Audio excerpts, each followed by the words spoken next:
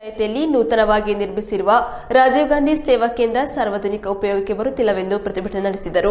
ಧನಗೂರು ಗ್ರಾಮ ಪಂಚಾಯಿತಿಯಲ್ಲಿ ನೂತನ ನಿರ್ಮಿಸಿರುವ ರಾಜೀವ್ ಗಾಂಧಿ ಸೇವಾ ಕೇಂದ್ರದಲ್ಲಿ ಸಾರ್ವಜನಿಕ ಉಪಯೋಗಕ್ಕೆ ಉಪಯೋಗಿಸುವುದಿಲ್ಲದಿರುವುದನ್ನು ಖಂಡಿಸಿ ಧನಗೂರು ಗ್ರಾಮಸ್ಥರು ಹಾಗೂ ಕಾಂಗ್ರೆಸ್ ಪಕ್ಷದ ವತಿಯಿಂದ ಮಳವಳ್ಳಿ ತಾಲೂಕು ಧನಗೂರು ಗ್ರಾಮ ಪಂಚಾಯಿತಿ ಎದುರು ಪ್ರತಿಭಟನೆ ನಡೆಸಲಾಯಿತು. ಗ್ರಾಮ ಪಂಚಾಯಿತಿ ಮಾಜಿ ಅಧ್ಯಕ್ಷ ಸಾದಿಕ್ ಪಾಷಾ ನೇತೃತ್ವದಲ್ಲಿ ಶಾಸಕ ಡಾ ಕೆ ಅನ್ನದಾನಿ ವಿರುದ್ಧ ಘೋಷಣೆ ಕೂಗಿದರು. ಪ್ರತಿಭಟನೆಯಲ್ಲಿ ತಾಲೂಕು ಪಂಚಾಯಿತಿ ಅಧ್ಯಕ್ಷ ಪುಟ್ಟಸ್ವಾಮಿ ಮಾತನಾಡಿ, ಗ್ರಾಮ ಪಂಚಾಯಿತಿಯಲ್ಲಿ ಶಿಷ್ಟಾಚಾರವನ್ನು ಸರಿಪಾಲಿಸಿ ಉದ್ಘಾಟಿಸಿದ್ದರೂ ಮತ್ತೆ ಉದ್ಘಾಟನೆ ಮಾಡುವ ಹುನ್ನಾರ ನಡೆಸುತ್ತಿದ್ದಾರೆಂದು ಆರೋಪಿಸಿದರು.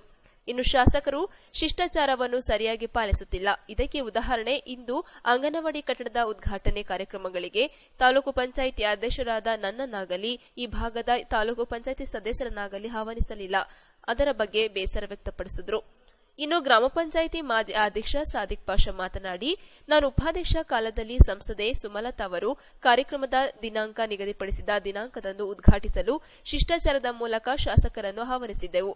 ಆದರೆ ಅಂದೇ ಸಂಸದೆಯವರಿಗೆ ಕೋವಿಡ್ ಆಗಿದ್ದು ನೀವೇ ಮಾಡಿ ಎಂದು ಹೇಳಿದ್ದರು. ಈ ಹಿನ್ನೆಲೆಯಲ್ಲಿ ಉದ್ಘಾಟನೆ ಮಾಡಲಾಯಿತು. ಅಂತೆಯೇ ಕಚೇರಿ ಪ್ರಾರಂಭವಾಗಿ ಸಿಬ್ಬಂದಿಗಳು ನಿನ್ನೆಯವರೆಗೂ ಕಾರ್ಯನಿರ್ವಹಿಸುತ್ತಿದ್ದರು. ಈಗ ಏಕಾಏಕಿ ಬೀಗ ಹಾಕಿ ಹಳೆಯ ಕಚೇರಿಯಲ್ಲಿ ಕೆಲಸ ನಿರ್ವಹಿಸುತ್ತಿದ್ದಾರೆ.